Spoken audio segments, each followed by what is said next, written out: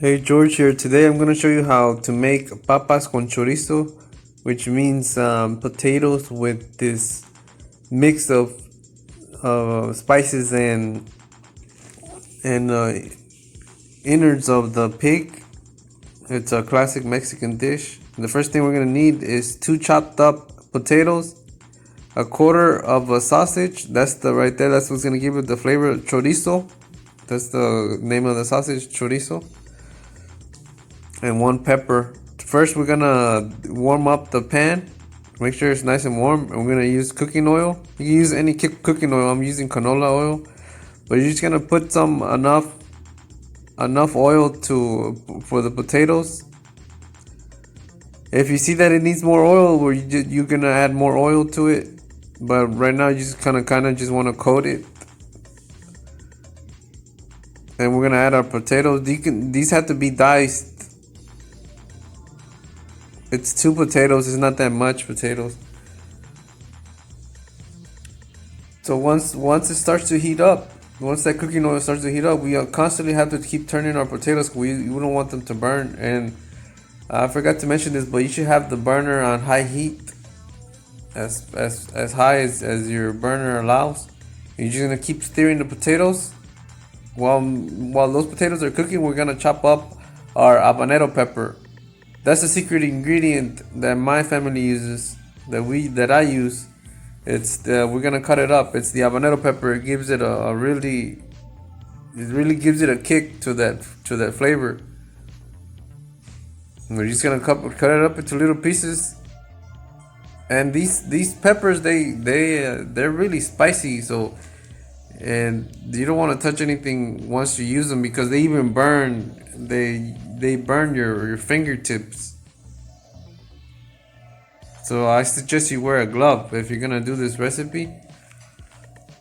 Definitely wear a glove, because it's happened to me. I'm just too lazy, but I've touched my face and it starts to burn, because they're so damn spicy. These peppers, these habanero peppers.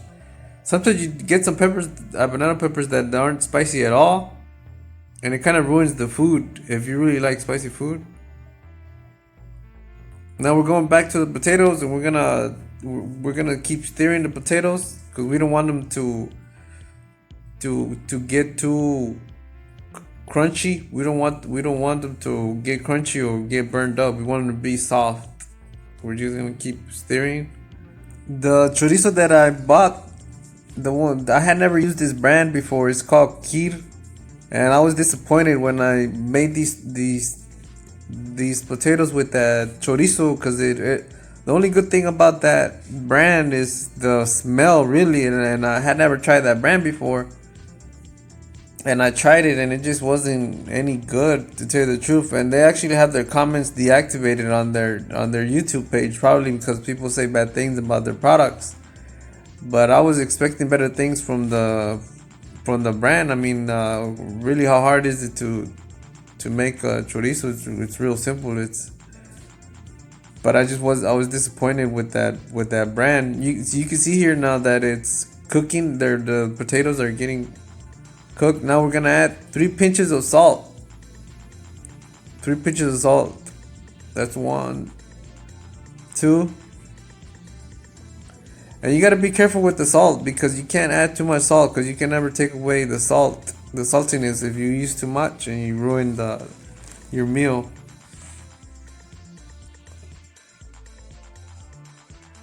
So if you see that it's not salt that hasn't given any flavor to the potatoes, you add a little dash.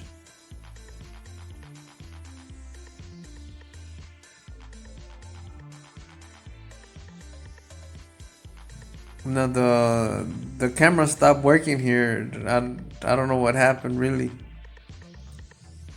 But the next step is you're gonna put aside the potato, just like it's here on the picture, and you're gonna put the chorizo on there, and we're gonna cook it for a couple of minutes, and we're gonna stir it. You're gonna keep stirring the chorizo, and you're not gonna add it to the potatoes yet. We want to cook the chorizo, And then we're gonna put it on the potatoes so the potatoes can absorb the flavor of the chorizo. So that's what we're doing here now. You cut it up, and you add the peppers. You're gonna add the pepper, the chopped up habanero pepper, and you're just gonna let it cook. That chorizo, the chorizo is gonna release oil. It's gonna release the oil, and we want that. That's what we want. We want that oil to cook that chorizo first before we start mixing it in with the potatoes. And you have to constantly keep stirring it so all the chorizo can cook evenly. So you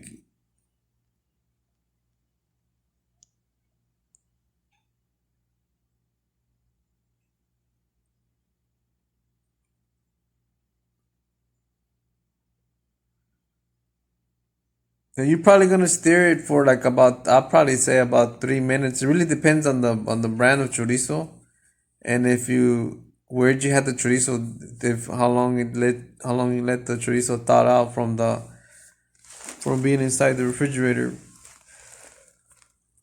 But you can see now it's looking really good.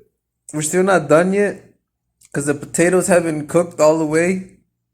So we still have to keep stirring it. But that's the key thing. You can't fully cook the potatoes and add the chorizo.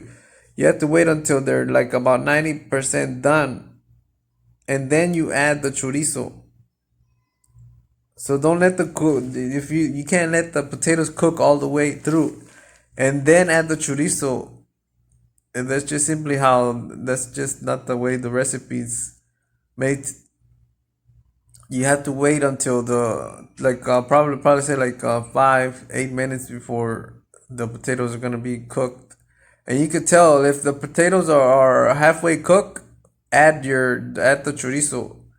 If you see some of them are already fully cooked, that's when you know that they're all the rest of the potatoes are almost gonna be cooked. So you need to add your chorizo, and you have to keep mixing the potatoes and the chorizo so the potatoes can absorb the flavor and the chorizo can keep cooking. It's gonna keep absorbing the flavor from the chorizo. You see all that grease that the chorizo is releasing. Well, that grease is cooking that. It also helps cook the potatoes. That's what we want. So now it's looking real good.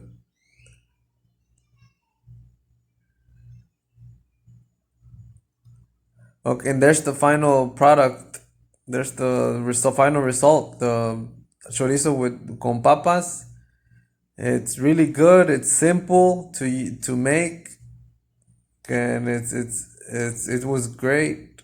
Not the brand, and that's the final meal.